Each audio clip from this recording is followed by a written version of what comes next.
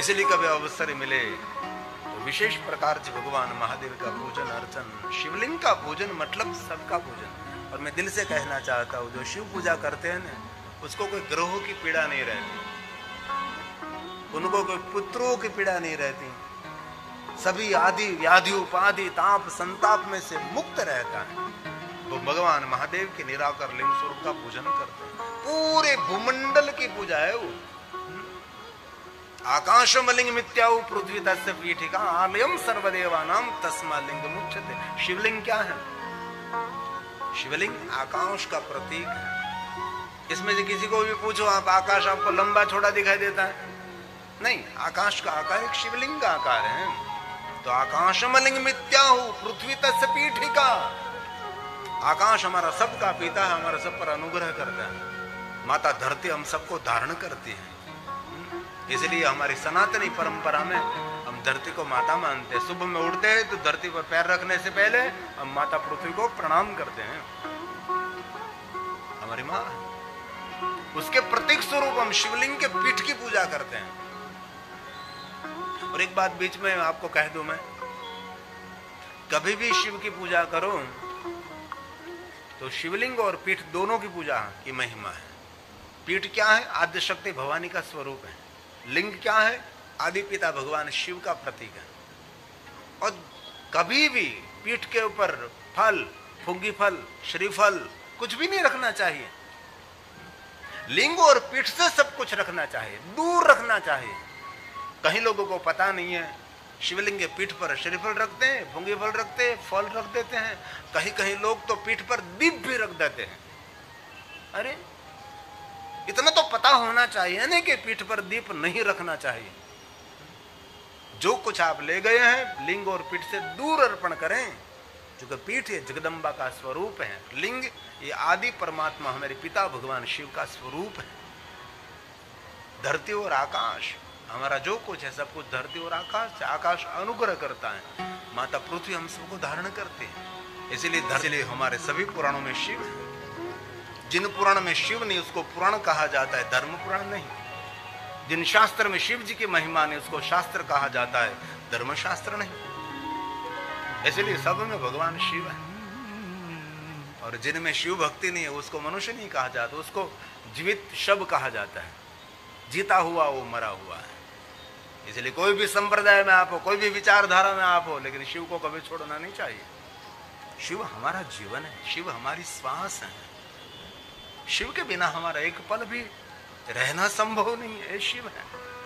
इसलिए ब्रह्मा जी ने कहा अन्यत्र वास्थले, ब्रह्मा जी ने गाया है पृथ्व्यां यानि लिंगानि तीर्थे तीर्थे शुभानि अन्यत्र वास्थले यानि प्रसिद्धानि स्थितानि वै प्रसिद्धानि स्थितानि। ब्रह्मा ने कहा नारद जी को, नारद सभी स्थानों पर भगवान शिव विराजते हैं। कोई कोई शिवलिंग प्रसिद्ध है, कोई अप्रसिद्ध है। ऐसे बहुत सारे शिवलिंगों की कथा शिव महापुराण अंतर्गत है।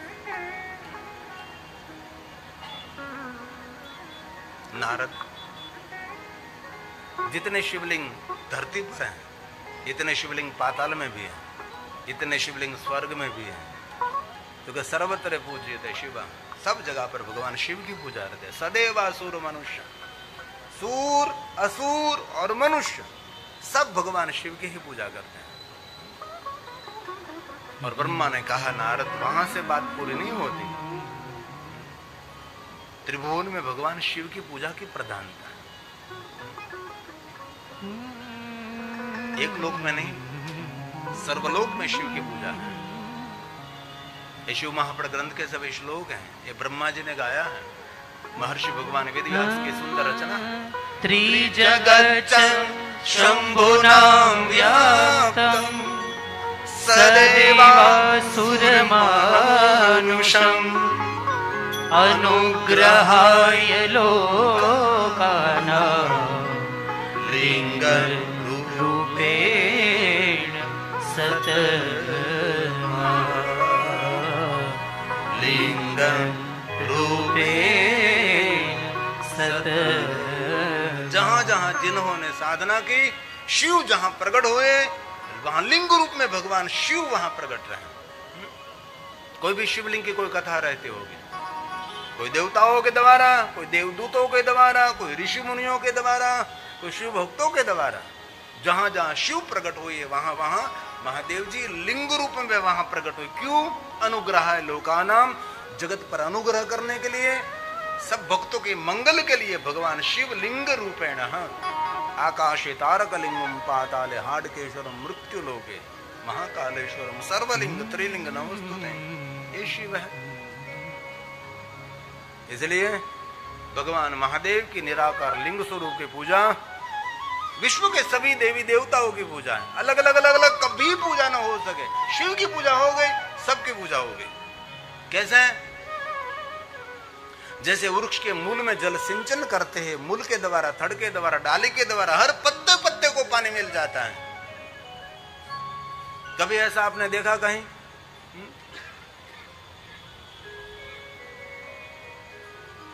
कोई वृक्ष को हरा रखने के लिए हर एक पत्ते पत्ते को पानी पिलाया जाता है? नहीं, कभी नहीं। मूल में जल अर्पण कर दो, मूल के द्वारा हर पत्ते को जल मिलता है।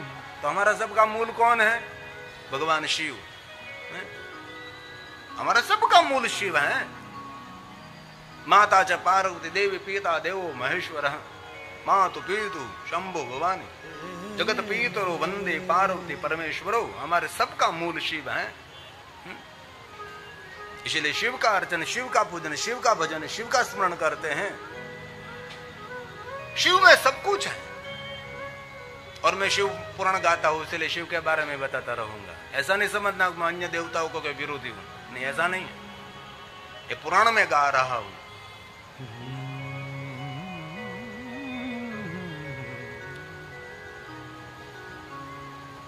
अब सभा को डिस्टर्ब ना करे तो ठीक रहता। जो कथा सुनने वाले हो तो 3 बजे आते हैं। इसलिए जहां जो बैठे हैं वहां उसको बैठने दीजिए। अभी तो 5 बज गया है। चाय पीकर आ रहे हैं, आराम से झुलते झुलते आते, चाय कॉफी पीकर। क्योंकि उसको मुझ पर भरोसा रहता है ना कि अच्छी ही कथा करेंगे वो, ऐसे उसको सुनने की जरूरत नहीं रहती ना। इसलिए अभी सभा को डिस्टर्ब ना करे। हृदय से प्रार्थना है। मूल है शिव हमारा।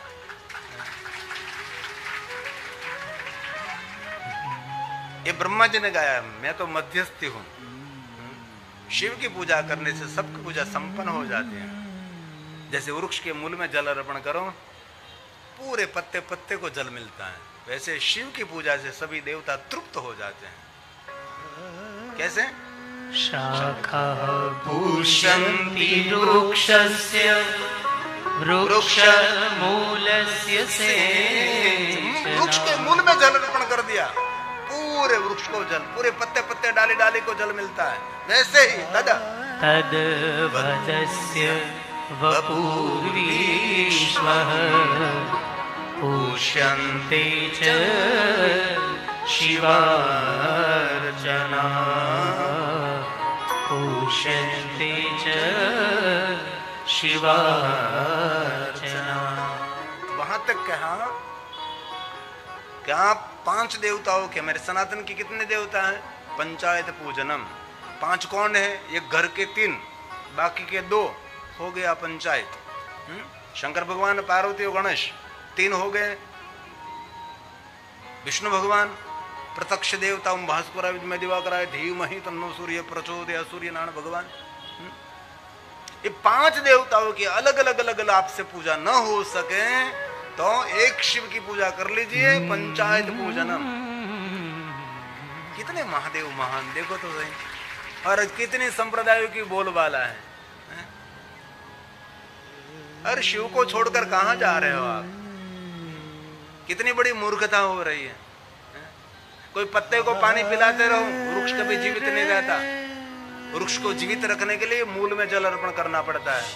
हमारा सबका जीवन प्रफुल्लित आह्लादित रखने के लिए महादेव का आराधन करना पड़ेगा। शिव के बिना कुछ भी नहीं, महादेव के बिना सब कुछ अधूरा। ये शिव है, ये महादेव है। शिव स्वर्ग शिव मोक्ष शिव परम साध्य है। सर्व पाप हरम परम शिव स्वर्ग शिव मोक्ष शिव परम साध्य है। शिव जीव शिव ब्रह्मा शिव ही मेरा आराध्य है। शिव ही मेरा आराध्य है। इसलिए एक शिव की पूजा करने से सबकी पूजा संपन्न हो जाती है। मैं नहीं कह रहा हूँ, एकस्य ते अर्चना देव, एक शिव का अर्चन करने से पंचायतन पूजनम जायते अन्य सुरे चैव संभवे नहीं सर्वथा, संभवे नहीं सर्वथा। ऐसा कोई देव मेरे पास नहीं है एक की पूजा करो इसमें सबकी पूजा हो जाए, ऐसा कोई संभव नहीं है। एक शिव में सब कुछ है। इसलिए शिव का आराधन करिए, शिव का पूजन करिए। महादेव को कभी छोड़ना नहीं चाहिए। शिव महापड़ ग्रंथ में कहा कोई भटकता हुआ मनुष्य है, उसको पकड़कर महादेव तक पहुंचाना उनके बड़ा पुण्य क्या हो सकता है दुनिया में, है? बहुत सारे जीवात्मा भटकते रहते इधर उधर, यहाँ वहां यहाँ वहां। शिव महापड़ ग्रंथ में तो महर्षि व्यास जी ने वहां तक कह दिया कि कलयुग आने पर जिनके इष्ट देवता महादेव हैं, वो भी इसके इष्ट देवताओं को छोड़कर अन्य स्थानों पर भटकने लगेंगे। ऐसा शिव महापड़ ग्रंथ में मेरे पास सभी श्लोक हैं। विशेष करके कह दिया भगवान व्यास ने, कलयुग में ब्राह्मण भी अपने इष्ट को छोड़ देंगे। ब्राह्मणों का इष्ट देव कौन है? महादेव। ये तो अब सब सुधर गया, बाकी पहले तो सभी ब्राह्मण नाम के पीछे शंकर लगाते थे। जटा शंकर, गंगा शंकर, गोमती शंकर, गौरी शंकर, नाम के पीछे शंकर लगता था। शंकर चला गया। इसीलिए भगवान व्यास ने कहा कलयुग आने पर ब्राह्मण भी अपने इष्ट महादेव को छोड़कर अन्य स्थान पर भटकने लगेंगे। ऐसा श्लोकात्मक मेरे पास प्रमाण है और हो रहा है। पूजिताभ्यम पितृभ्यम परमानंद वही, जिनको आनंद नहीं, जिनको परम आनंद प्राप्त करना है, परमानंद लाभार्थ शिवलिंग प्रपूज्यते। विशेष प्रकार से भगवान महादेव का पूजन करना चाहिए। जो भगवान महादेव का पूजन करता है, कृपाधिक्यम वर्धते वर्धते, इन पर दिन प्रतिदिन महादेव की कृपा की बढ़ती रहती है। और जाते गिनाते वर्ण भेद मेरे महादेव के दरबार में नहीं है। कौन जाति, कौन गिनाती, कौन वर्ण, कौन भेद है? तो हम सब लोगों ने बना दिया ये ब्राह्मण, ये क्षत्रिय, वैश्य, शूद्र। शिव के दरबार में जीव का स्वीकार किया जाता है क्योंकि वो शिव है। वहां नारी और पुरुष का कोई भेद नहीं, वो शिव है। जीव की कोई जाति है? ये पुरुष का जीव है, ये नारी का जीव है, ये पशु का जीव, पक्षी का जीव, ऐसा कुछ है ही नहीं। इसलिए कहा ब्राह्मण क्षत्रिय वैश्य शूद्रो वा प्रतिलोमज। ब्राह्मण क्षत्रियो वैश्य शूद्रो वा प्रतिलोमज। पूज्यते सततं लिंग तन्मन्त्रेण सादरम्, तन्मन्त्रेण आदर के साथ भगवान महादेव का पूजन करिए, लेकिन पवित्रता को प्रधान ध्यान में रखना चाहिए। भगवान व्यास ने तो कह दिया अधिकारों से सर्वेशो, सर्व को अधिकार। शिव की पूजा के लिए किसी को अधिकार नहीं, ऐसा नहीं। कारोस्ती, सबको अधिकार है। टच वस्त्र जिन्होंने पहना है वो शिवालय के गर्भगृह में जा सकता है। दूसरा भीगे वस्त्र पहनकर शिवालय के गर्भगृह में जा सकता है। और कौन शिवालय? शिवालय का गर्भगृह मतलब ऊर्जा का स्थान है, कभी नहीं, और कभी उसको स्पर्श भी नहीं करना चाहिए। हमारे ब्राह्मण विद्वान भगवान की पूजा करने से पहले पवित्रकरण कराते, पवित्रकरण के बाद भगवान महादेव की पूजा का अधिकार मिलता है। इसलिए जिन शिवालय के गर्भगृह में जाने की अनुमति नहीं है वहां का भी जाना नहीं चाहिए। विशेष करके दक्षिण भारत में शिवालय के गर्भगृह में किसी को प्रवेश नहीं मिलता। और एक बात दिल से सुनिए, शिवालय के गर्भगृह में जाकर जो शिव की पूजा करते हैं, जो पुण्य मिलता है वही पुण्य मेरा महादेव दर्शन मात्र से दे देता है। शिवलिंग दर्शन का प्रतीक है, शिवलिंग ब्रह्म बोधक है, शिवलिंग ध्यान का प्रतीक है। विचारों के स्थान पर केंद्रित करने के लिए शिवालय का गर्भगृह ध्यान केंद्र है। मूल रूप में शिवालय बनना चाहिए। शिवालय के बहुत सारे प्रकार है, मेरु शिखर, कैलाश मेरु शिखर शिवालय, मेरु शिखर शिवालय, अलग अलग शैली से शिवालय बनते हैं। इसलिए मैंने पाटिल साहब को कहा कि आप शिवालय बनो। इससे पहले बहुत सारे महात्मा, हमारे एक रामपुरी जी महाराज धौलेश्वर महादेव गांधीनगर में है, तो उसके पेशानिष्ठ है, बहुत सारे उसके निगरानी के नीचे बहुत सारे शिवालय निर्माण हुए हैं। शिवालय एक यंत्र है, शिवालय एक मंत्र है। शिवालय में जाते ही इस समय आपका मन स्थिर होना चाहिए। मन को स्थिर करने के लिए, मन के तरंग को शांत करने के लिए कोई प्रयास नहीं करना पड़ेगा, वो शिवालय है। जैसे वैसे बना दिया उसको शिवालय नहीं कहते। उसकी एक महिमा होती, किस देवता का स्थान कहाँ है, कैसी रचना होनी चाहिए, कैसे शिवालय होना चाहिए, अलग अलग शैली से। ये शिवालय की एक अद्भुत महिमा है। अधिकार सबको है, लेकिन पवित्रता को प्राधान्य रखना चाहिए। लेकिन इस बात को सुनते सुनते तामिली ग्रंथों में मैं कथा सुन रहा था, तो तामिली ग्रंथों में ऐसी कथा आती है कि जंगल में रहने वाले वनवासी लोग, पशुओं को मारकर खाने वाले लोग, उनको महादेव मिले। उन लोगों ने कैसे शिव की पूजा की? मुख में जल भरकर अभिषेक किया। क्या ऐसे लोग चमड़े के पात्र में जल भरकर भगवान को अभिषेक किया, शिव को नैवेद्य, पशुओं को मारकर नैवेद्य अर्पण किया। ऐसी भी कथा बहुत है, मन को विचलित कर देती है कि एक तरफ एक एक तरफ एक। लेकिन मैं दिल से कहता हूं, भगवान महादेव जी आप क्या अर्पण कर रहे हैं? धन संपत्ति वैभव आप क्या अर्पण कर रहे हैं? उसकी कोई महिमा नहीं। महादेव के प्रति आपका भाव कैसा है? भाव भावा कर्म शिवम, वो शिव है। महादेव की दुनिया पूरी भाव से भरी हुई दुनिया है, सामग्री नहीं, धन संपत्ति वैभव नहीं। ये शिव है। अधिकार तो सबका है, अधिकार उससे सर्वेशा। किम बहुत केन मनुष्य स्त्रीणा, भगवान व्यास ने कह दिया सभी मनुष्यों को मैं अधिकार दे रहा हूं, तो किम मपि तथा अन्यतः अधिकारोऽस्ति सर्वेषां शिवलिंगार्चने द्विजा। हे ब्राह्मणों, हे ब्राह्मणों, शिवलिंगार्चने द्विजा। प्रातः काल शिव दृष्टवा निशि पाप विनश्यति, आ जन्मो कृतम मध्याह्ने सायाह्ने सत जन्मा। प्रातः काल महादेव का दर्शन, मध्याह्न महादेव का दर्शन, संध्या समय महादेव का दर्शन। प्रातः काल शिव का दर्शन विधि कर्म। जो प्रातः काल महादेव को याद नहीं करता, महादेव का स्मरण नहीं करता, वो प्रकृति के ऋण में रहता है। प्रकृति के ऋण में रहने, प्रकृति के ऋण में से मुक्त होने के लिए प्रातःकाल महादेव को याद करना चाहिए। मध्याह्ने कामिकम, सायाह्ने शांतिकम। संध्या समय शिव को याद करने से शिव शांति देने वाला है। मध्याह्न कामना की पूर्ति करने वाला है। सुबह में प्रकृति के ऋण में से मुक्त करने वाला है। विधि कर्म हमारा कर्तव्य है। प्रकृति हम सबको जीवन देती है,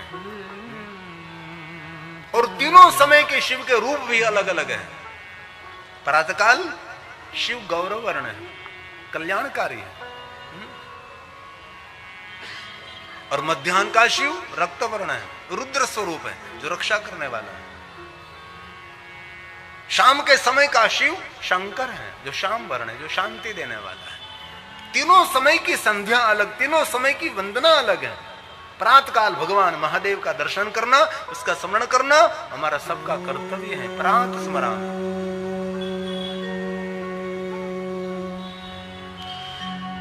प्रातः स्मरामि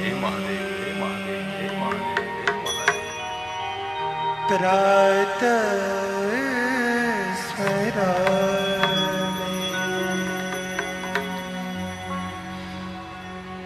प्रातः स्मरामि महादेव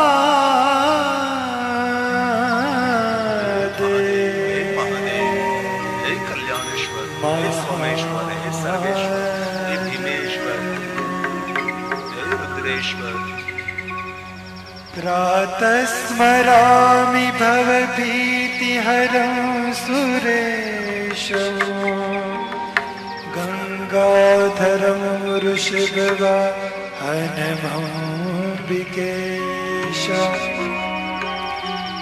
खट्वाङ्गशूलवरदा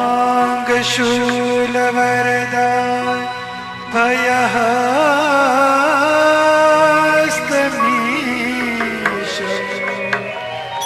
संसाररोगहरमो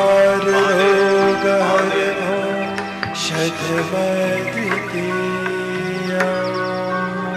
संसाररोगहरमो शतमद्वितीयम्।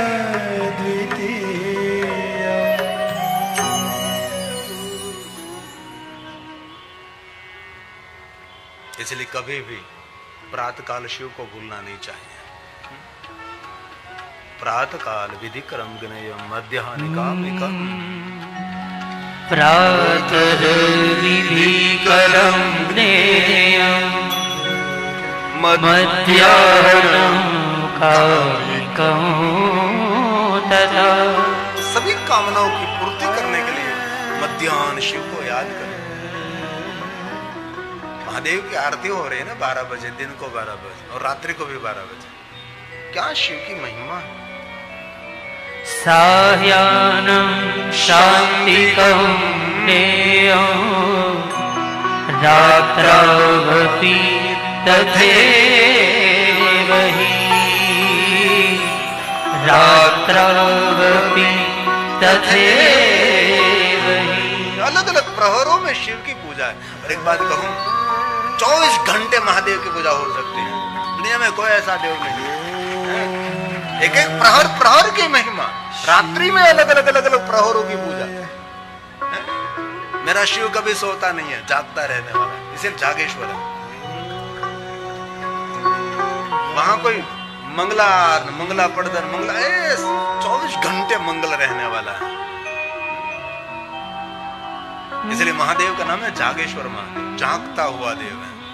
एक बात कहूं, आपका इंतजार करते हैं महादेव जी, और इंतजार करते हैं कोई भक्त मेरे पास आवे, एक बार आवे तो उसकी भाग्य रेखा बदल दूं मैं। यही शिव है। और मैं दिल से कहता हूं, कभी कभी संसार में ऐसे दिन आते सबके द्वार बंद हो जाते हैं, रिश्तेदारों का, मित्रों का, सभी के द्वार बंद जाते। तो ये क्या आया मेरे वहां, कोई बुलाता नहीं। बहुत सारे लोगों के दिन में ऐसे दिन आ जाते हैं, ध्वजा फड़कती है लेकिन कभी ध्वजा गिर भी जाती है। ऐसे दिन आते हैं दुनिया के सभी द्वार बंद होने के बाद, और आप एक बार शिव द्वार पहुंच जाओ ने सारे दुनिया के द्वार खोलने वाला मेरा महादेव। तो शिव। हेलो भक्तों, राधे राधे, हर हर महादेव। तो कैसे हैं आप सब? आई होप आप सब अच्छे होंगे। महादेव की कृपा आप सब पर बनी रहे। तो भक्तों, आज हम जानेंगे कि सावन माह में शिव जी की पूजा में कौन सी चीज़ें नहीं चढ़ानी चाहिए। ये चीज़ें चढ़ाना अशुभ फल की प्राप्ति होती है। तो भक्तों चलिए जानते हैं। आपने इस कथा में गुरु जी से ज़रूर श्रवण किया होगा, तो गुरु जी ने इस बारे में भी बताया है। चलिए हम थोड़ा और विस्तार से आपको बतलाते हैं। कहते हैं सावन में भगवान शिव की पूजा विशेष रूप से की जाती है, लेकिन शिव पूजा के कुछ नियम हैं। इन नियमों को ध्यान में रखते हुए महादेव की पूजा करनी चाहिए।